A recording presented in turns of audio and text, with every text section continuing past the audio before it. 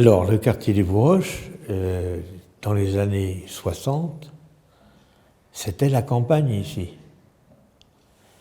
À la place du bâtiment où nous sommes, c'était des jardins. En 1967, la MJC elle n'était pas encore construite ici, à cet endroit-là.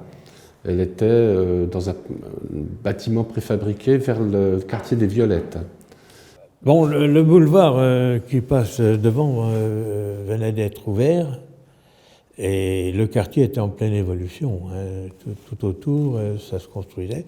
Donc, si vous voulez, on a vu construire un bâtiment parmi les autres. On ne savait pas ce que c'était au départ. C'est qu'après, bon, la MJC, on a dit c'est une maison des jeunes et de la culture. Ah bon, on a dit un petit peu sans se poser des questions. On n'avait pas encore l'habitude de ces termes-là. Et je l'ai connu surtout l'hiver 68-69, 1968-1969.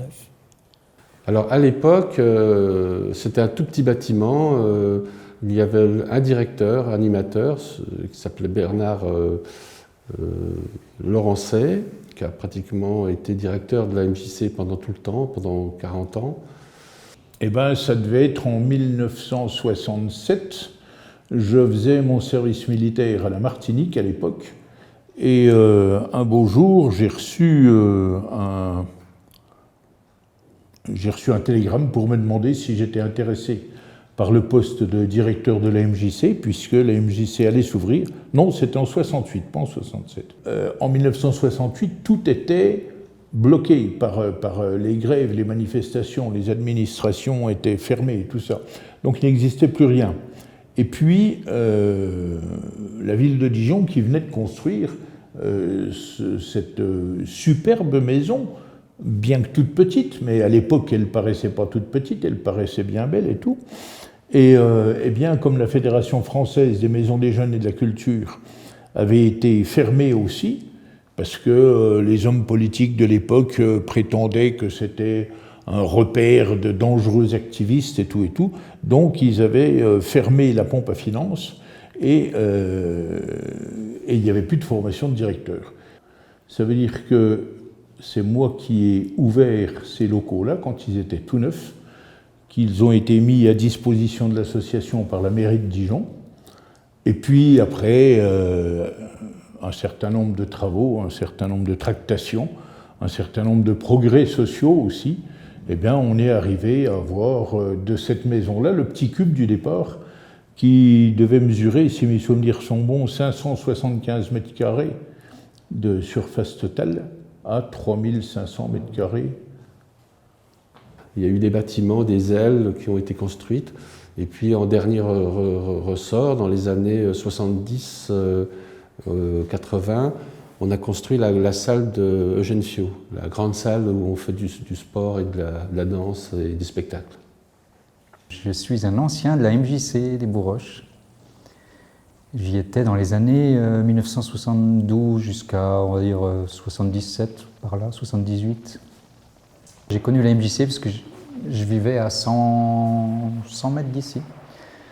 Et donc c'était le seul point de rencontre hors l'école qu'on connaissait. On va dire que à cette époque-là, il n'y avait pas grand-chose pour se distraire. Et la MJC, c'était vraiment un pôle important pour la jeunesse.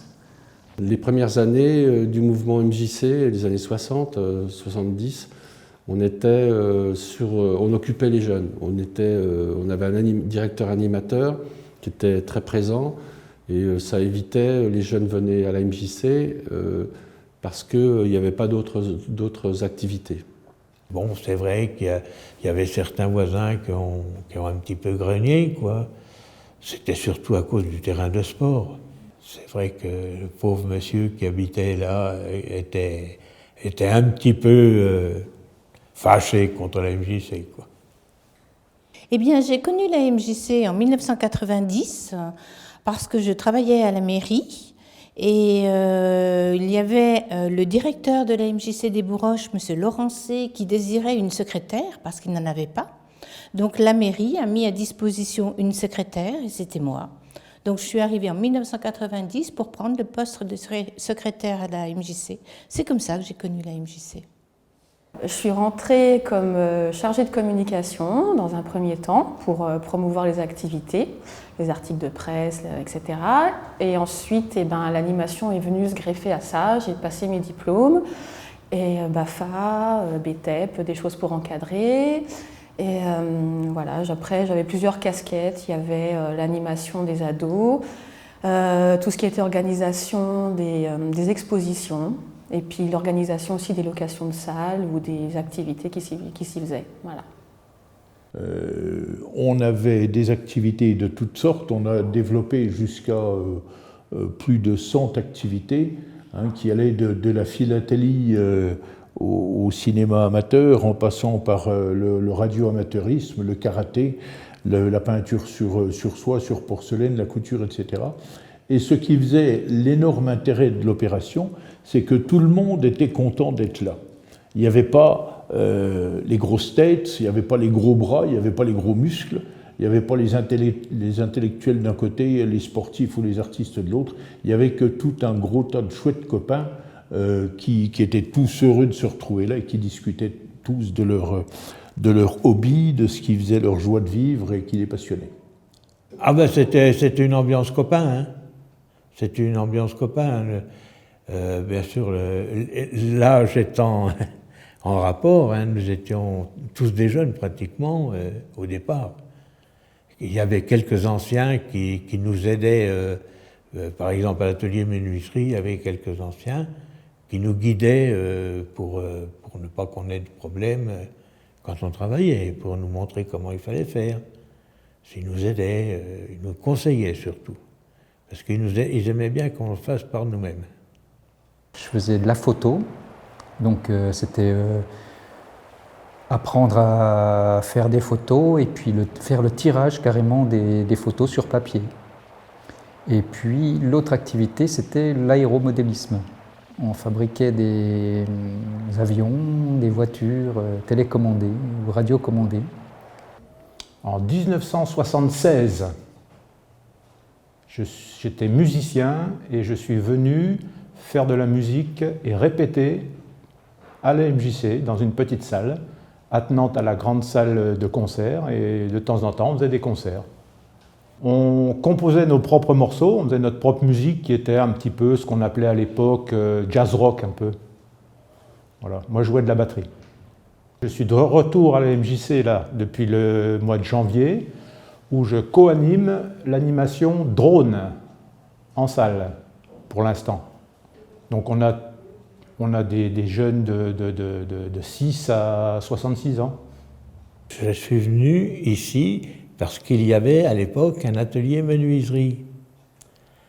J'avais un ami qui habitait presque en face chez moi, qui lui était un fanat de photos, et ici il y avait également un labo photo. Donc cet ami un jour, ils ont mis au point une exposition photo à faire. Donc comme moi j'aimais bien travailler le bois, ils m'ont demandé de faire des cadres pour mettre les photos dans cette exposition. Alors c'est ce que nous avons fait. Alors le soir, après le travail, eh bien on venait ici à la MJC et on faisait les cadres, on montait les photos pour l'exposition. Et moi, à la retraite, je suis revenu à la MJC dans la section voyage, et nous avons sillonné les routes de la région en bonne compagnie. On y faisait une activité de ciné-club à l'époque. Donc on participait, on assistait à des films, et puis il y avait un débat à chaque fin de film qui était très intéressant. Et pour un jeune, c'était très intéressant parce qu'on apprenait à analyser tout ce qui se passait dans le film, comment le réalisateur avait travaillé, qui étaient les acteurs, et quelle était l'histoire, et qu'est-ce que nous jeunes, on pouvait ressortir, analyser nous-mêmes pour notre vie future. En 2011 jusqu'à 2012, j'ai fait de la danse flamenco. Et après, j'ai Moi et ma maman, on a eu les jardins de Gênes. Et donc, on plantait, on récoltait, on semait, on jardinait en fait. Alors, j'ai connu la MJC par le bouche à oreille. En fait, j'ai appris qu'il y avait une salle de musculation. Et ça doit faire à peu près entre 20 et 25 ans. Ça me permet de garder un certain dynamisme, de pouvoir aussi faire d'autres sports, de me sentir bien dans ma peau. Et c'est finalement bien meilleur que tous les traitements, médicaux sur le long terme dont on abreuve les gens matin, midi et soir. Je fais les activités qu'il y a au programme, par exemple cinéma, pizza, futsal ou des autres sorties. En fin 90, année 2000, je faisais de l'artérophilie et je cherchais une salle pour m'entraîner. Donc j'ai vu M. Larancet et on s'est arrangé ensemble. Et je m'entraînais en bas, dans la salle de mise en forme. Musculation, force, cardio. Et aussi, après, section pétanque. J'ai aimé toutes les activités, même si je n'en ai pas faites, mais je trouve que ça c'est bien. Je ne me souviens pas comment est-ce que je l'ai connu.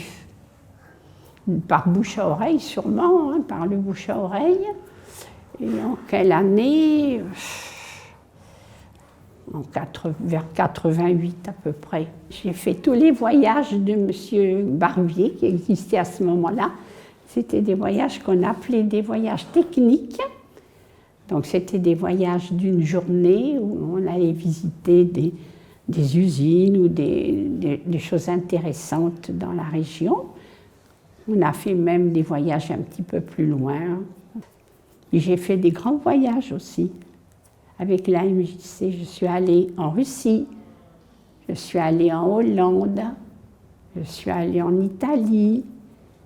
Et j'ai fait la marche aussi, j'ai fait beaucoup de marches avec la MJC, aussi bien avec Jean-Claude Poisse qu'avec M. Larancet. À un moment donné, M. Larancet avait aussi organisé une petite marche que j'ai faite avec lui. J'ai aimé faire des activités comme du basket, du foot, du ping-pong et des jeux de société. Ma première activité, c'était le dessin avec Christine Delbecq. Et ensuite, j'ai adhéré à la couture. On fait des habits, on fait des petits objets, des pochettes, des rideaux, tout ce qu'on peut faire à la couture en fait. J'ai pratiqué de la boxe américaine quand j'avais 52 ans. J'avais envie de me défouler, d'apprendre aussi à me défendre. Et j'ai été contente d'avoir cette activité pendant 2 ans. Après, j'ai arrêté, c'était assez dur. On faisait des meetings, on faisait des choses très très intéressantes à l'âge qu'on avait. Je veux dire, c'était des choses assez grandioses qu'on arrivait à réaliser des choses à plusieurs, en groupe. C'était vraiment très sympathique et on avait du résultat dans ce qu'on faisait. C'était encourageant. Donc c'était vraiment un lieu où les jeunes pouvaient trouver des pistes de développement et bien entendu des pistes des activités de loisirs. Et j'ai la conviction absolue que c'est cette ambiance tout à fait remarquable de fraternité vécue entre tous ces gens aussi différents qui a permis à une petite maison de quartier, parce qu'il ne faut pas se tromper, on n'est jamais qu'une petite maison de quartier, d'obtenir des titres absolument phénoménaux, comme plusieurs titres de champion du monde en boxe américaine et en tai chi chuan, par exemple, donc avec 2 personnes différentes, d'avoir également des champions de France ou des champions d'Europe au jeu de dames, de très bons joueurs d'échecs, d'avoir des activités artistiques et culturelles qui dépassent très très largement au niveau de la réputation des frontières régionales. Et tout ça, c'est une question d'ambiance, et la question d'ambiance ne peut être que valorisante quand elle est remarquable et appréciée par tous. Parmi les choses qui m'ont le plus convaincu de la beauté de mon métier, il y a le fait d'avoir travaillé avec toutes sortes de gens, d'avoir connu des quantités de gens, de toutes les cultures, de toutes les couleurs, on pourrait dire, de toutes les origines philosophiques, sociales, culturelles, etc. Et ça, c'est absolument splendide et d'un enrichissement absolument phénoménal. À la MJC des Bourroches, hormis mon travail, bien sûr, c'était la chaleur humaine et puis le contact que l'on peut avoir avec des jeunes et des moins jeunes. Le mélange des deux, je trouvais que c'était formidable. J'ai aimé que ce soit diversifié, qu'on puisse trouver des activités sportives, des activités culturelles, qu'il y ait plein de choses à faire et que là, on ne s'ennuie jamais. Eh ben, j'aime bien le côté simple, familial, je dirais sans artifice. Je dirais que pour résumer, j'ai trouvé des gens extraordinaires et des êtres humains super et des jeunes que j'ai encadrés et que voilà, j'ai adoré faire ça avec une équipe que j'ai adorée aussi, même si je ne leur ai pas dit sur le coup. Voilà. J'ai aimé y trouver une occupation agréable, des fréquentations agréables parce qu'on se fait des amis. Je me suis fait des amis ici, que j'ai toujours. J'ai toujours été contente de venir ici. C'était un plaisir. On attendait le jour de la marche avec plaisir pour marcher, puis pour retrouver les copines et les copains. Il y avait des garçons aussi, il y avait des hommes. Pas beaucoup, mais il y en avait. J'ai trouvé de la convivialité, de l'amitié et voilà. La convivialité, les échanges, la gentillesse, la bonne humeur. L'accueil,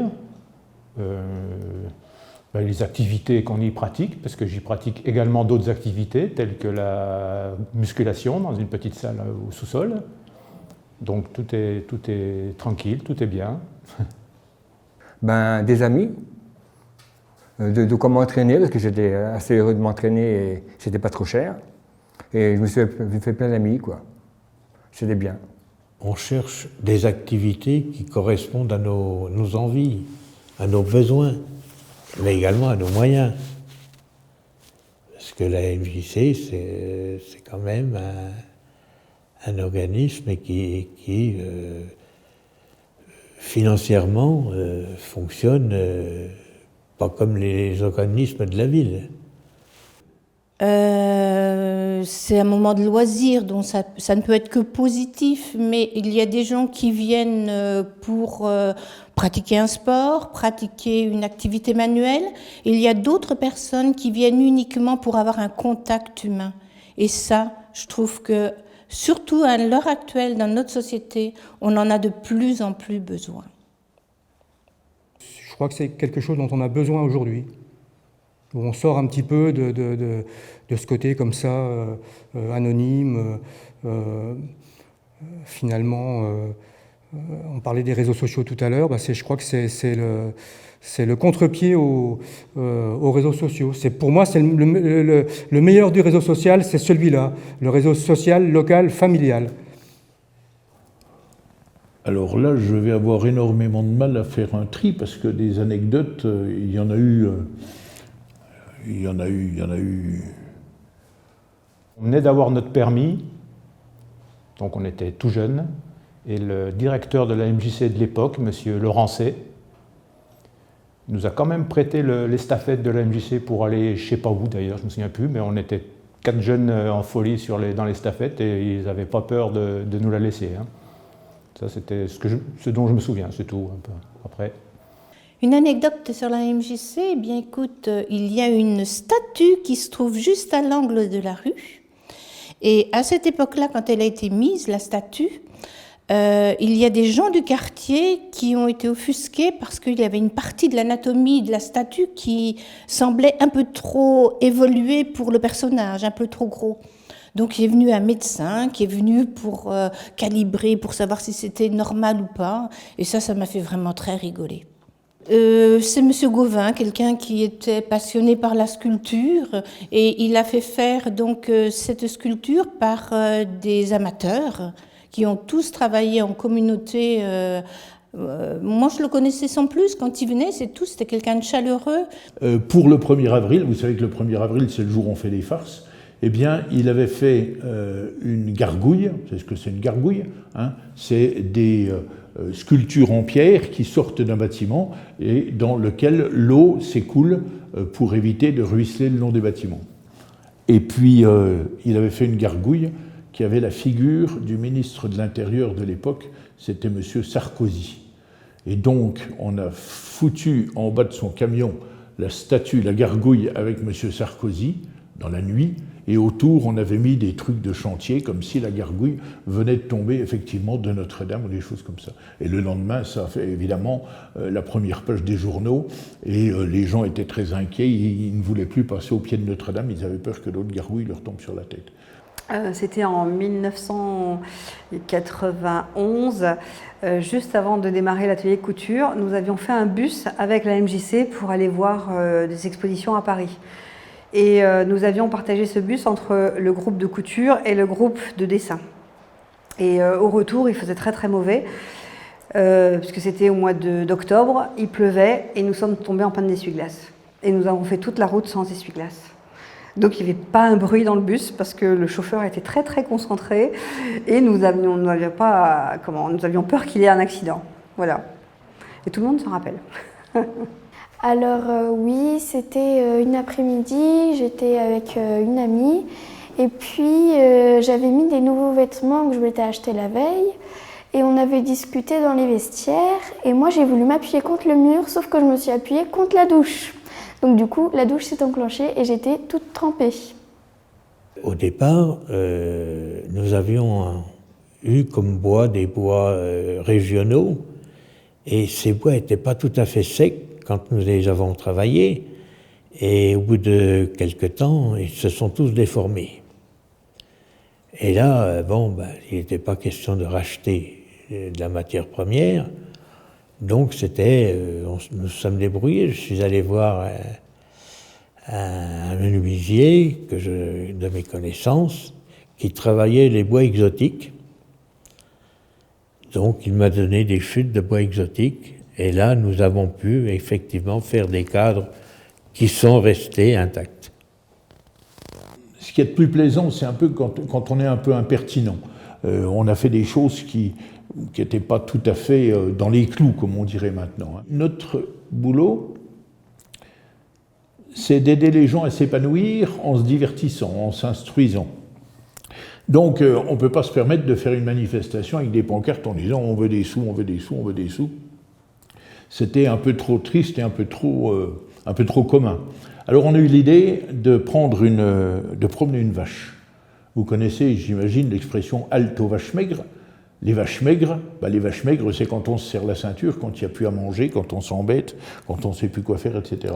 Et puis on a donc défilé avec une vache, et sur la vache, c'est une vache sandwich en somme, sur les côtés de la vache, il y avait des pancartes avec le budget du ministère qui était passé de 0,71% à 0,7% et puis à 0,6%, etc. Et sur plusieurs années, on voyait que le budget du ministère diminuait. Et voilà, et on s'est promené avec une vache dans les rues de Dijon et on a stationné comme ça et tout le monde a trouvé ça très très drôle.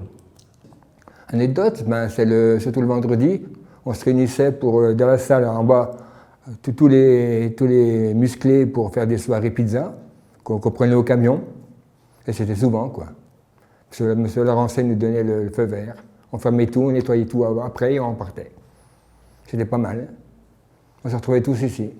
C'était bien. C'est le week-end ou les vacances et que tout le monde est là. Les meilleurs souvenirs, c'est travailler en ayant l'impression de s'amuser. Et ça, c'était chouette. Voilà. Je pense qu'on était toute une équipe assez soudée et Je crois qu'on n'a jamais dit, quand on allait travailler, on disait jamais je vais au travail, on disait je vais à la MJC. C'était différent. Voilà. Il y a eu des évolutions en tout genre, déjà parce que les loisirs, la façon d'occuper de son temps, ça évolue, ça change avec les modes, ça change avec la technicité. Il y a 50 ans, personne ne parlait de tablette, de Wi-Fi ou de jeux vidéo ou de choses comme ça. Ben oui, ça évolue toujours. Hein. Question matérielle et autre chose, l'informatique et tout, c'est mieux. Qu'avant, il n'y avait pas de photos, on n'avait rien hein, au début. Maintenant, on prend en photo de tout le monde avec notre téléphone. La MJC s'est beaucoup plus développée. Le quartier, lui aussi, s'est énormément développé. Donc les gens ont été attirés par cette activité. Et il y a eu énormément de choses. Je vois même dans ma famille, un de mes fils en particulier faisait partie de la MJC pendant des années. La MJC s'est ouverte à d'autres catégories, à d'autres tranches d'âge. C'est plus une maison pour tous. Et les activités aujourd'hui sont beaucoup diversifiées, qui correspondent à des besoins, comme très très différents.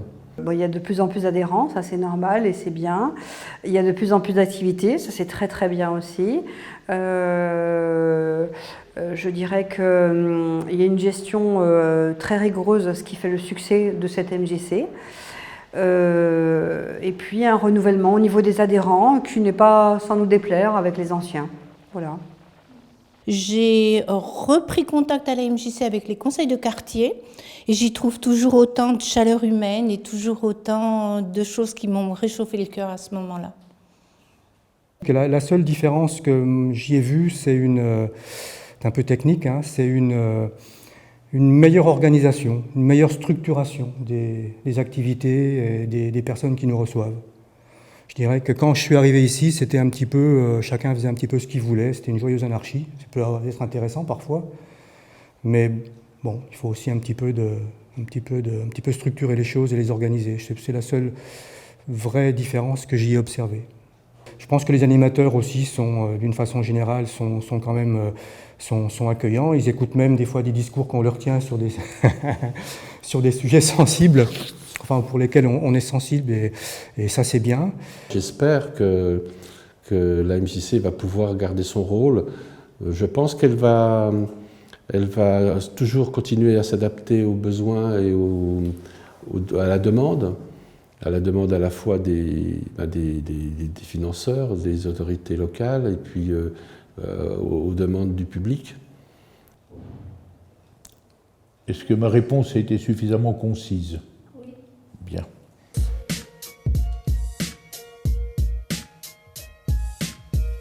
Aujourd'hui, on a fait le tournage pour les 50 ans de la MJC. Alors, on a questionné des personnes comment était la MJC bien avant, à l'époque. J'ai filmé, j'ai enregistré le son et j'ai mis en scène. Et je voulais dire, ça j'ai bien aimé et je resterai toujours et je serai toujours présente.